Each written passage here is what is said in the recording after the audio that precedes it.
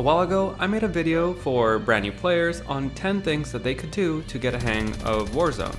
But now it's time for a video that's not for beginners. Whether you've finally gotten the hang of Warzone, you're an average player, or you're pretty decent at the game, this video will cover things that you should learn or keep improving on.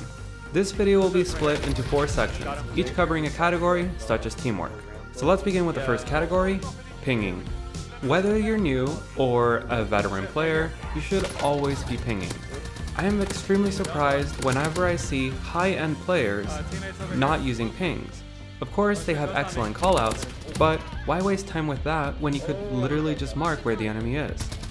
Of course, sometimes the pinging system is a bit bugged, but whenever you can, you should always try to ping, even if it ends up being bugged. So while you should always be pinging while you're ADSing or starting a fire, that's just a very basic part of pinging.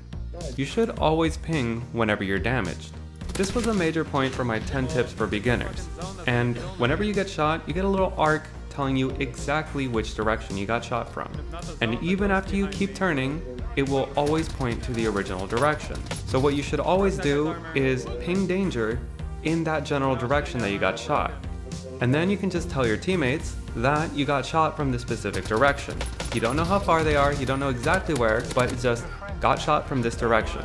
Having this as a reflex lets your teammates be alert and more prepared, so there's no more situations where, hey, where'd you get shot from? I don't know. And in case you get downed, you can also ping there. And you should be able to ping where the enemy is, or even better, get a live ping on them. If your team is a bigger threat, then the enemy who downed you should be focusing on them, and they shouldn't have to worry about cleaning you up. Since you're a low priority target, you can ping enemies and help your team out in that way, so even when you're down, you're still helpful. And let's say the worst happens and you happen to die and your teammate's a little far away. For a half second, you have the ability to ping even though you're completely dead. Now for the next category, plates. It's pretty obvious that we need plates in order to play Warzone, and I'm not going to tell you how to manage them better, how to work with them better. What I'm going to tell you is check your plates. Not just yours, but also your teammates. Every so often, look at the plates. If you need some, ask if anyone has some. And if your teammate seems to be missing one, ask them if they have plates and to plate up if they do. And if not, see if you guys can share. Once your team gets in a habit of doing these things, then you're gonna find yourself being a little bit more prepared. And while this seems like a pretty easy and simple tip, a lot of people, even high-end players, forget this all the time. It's so easy to just think about your own plates and try to manage them yourself that you may forget that your teammates may or may not need your help. Especially if sometimes they just need a little reminder. But let's get into a category that's a little bit harder, team dynamics. You gotta learn to group smartly. If you land and you don't see anyone anywhere near you, then it's okay to split up. Go to all the different buildings, loot all you can, and then come back together. But if you and another team land close enough where you can see each other, but not close enough where you guys can immediately get into a fight, then you should know that they probably will come after you. And while you can probably initially split up, you should immediately come back together and prepare for the fight. That being said, if a team lands near you or right on you, you should all stick together. You shouldn't run into a building and try to get a better gun. If your teammates are fighting someone, you should be fighting them too. Because remember, it's a lot easier to revive 2 or 3 people than it is to buy your entire team back. On a related note, don't chase kills by yourself. I know we're all guilty of this. We see a target running on their own, and we know we have them. We chase them, we possibly even catch them and down them, but before we can finish them, the teammate that they were trying to catch up to is there and downs you. You're much stronger as a team, especially in trios and quads. And of course there's a few of you out there that can actually compete solo in quads, but that's not most of us. And even then, those who are that good don't face a team of 4 head on. They always split them up and take them one by one. Essentially, those players turn this tip into their advantage. They make the enemy players go after them solo instead of grouped up together. And on a related note, make fast decisions as a team. This is a very fast game. Every second you waste is a second that the enemy has an advantage. And each second adds up and counts, especially if you're trying to move from one place to another. Those few seconds just may mean that you get there before an enemy team does, and you may be able to use cover that the enemy doesn't have. I've also seen it happen too many times, and I've had it happen to me, but if you spend too much time at the beginning trying to figure out what to do, there's a good chance that you're not going to make it out of the first circle. You're going to be losing to the gas. Or even worse, you happen to finally outrun the gas, but there was people waiting for someone to make this mistake and they just gun you down. What I find that really helps is make a yes or no question. Make it simple for your team. And if it's a tough decision, start a countdown. Just say 3, 2, 1, and they shout their answers. It makes it a little bit easier and people rely on their instincts more. And sometimes it's just better to be quick and follow your instincts than to really think about a decision, because even if that decision ended up being wrong, you can learn from it. But a team decision is only good if the team actually carries it out. Which brings me to the next point, follow directions. If your team tells you not to chase the kill and you chase them, don't be surprised if they leave you. If a team has all their gear and they decide to camp it out at the final circle, even though you want to chase kills, just follow the directions. And sometimes this means following a decision that you know is bad. Let it play out, and in the end, just hit them with a good old I told you so. Hopefully they'll improve and not make that mistake again. And all these tips have been kind of related to this. Be a helpful teammate.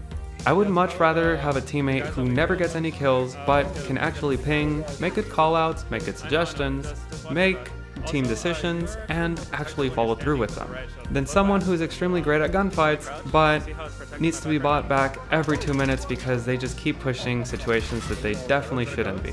Seriously, a bad player that's just shooting in the general direction of the enemy is at least in the enemy's eyes a possible threat.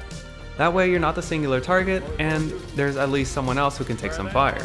Because again, it doesn't matter how good you are, if you see a full team, you're probably not going to push them, you're going to want to split them up. And I know there's a few of you out there who want to be helpful teammates but find it really difficult. And for those few of you, I recommend that you use an aim or brain trainer. Either of these things will help you in different ways. One may help you with reaction time, one may help you with accuracy, but in the end, they help you be a better player. And I know that not everyone needs to be a tactician and start thinking 2 or 3 steps ahead, but you just need to get at the level where you can make instant decisions in a smart way. And now for the final category, loadouts. Don't use bad guns. And I know this is hard for a lot of people, especially extremely casual players, since they don't have a lot of time. But use a gun that's reliable. If that's the M4A1 from Modern Warfare, use that. But of course, if you do have the time to grind out weapons, try to stick to the meta. Just don't run out there with a Striker 45 and a ballistic knife expecting to do really well. If your skills are on point, then of course you can use any weapon pretty much and do well with it, and of course you'll be going off meta because it's fun. But even then, there's a difference between going off meta and using a completely useless weapon. But then also on the flip side, don't use good guns that you can't use. The EM2 is the best weapon in the game right now. And I've seen a lot of people just say that they can't use it, but they still run it because it's meta.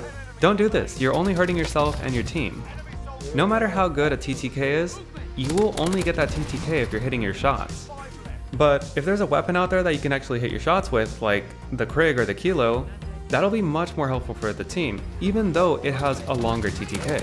And I know there's a lot of you out there that need to hear this, but just let your teammate have the sniper ammo. If you're not hitting your shots, practice in Plunder, Payload, or Clash.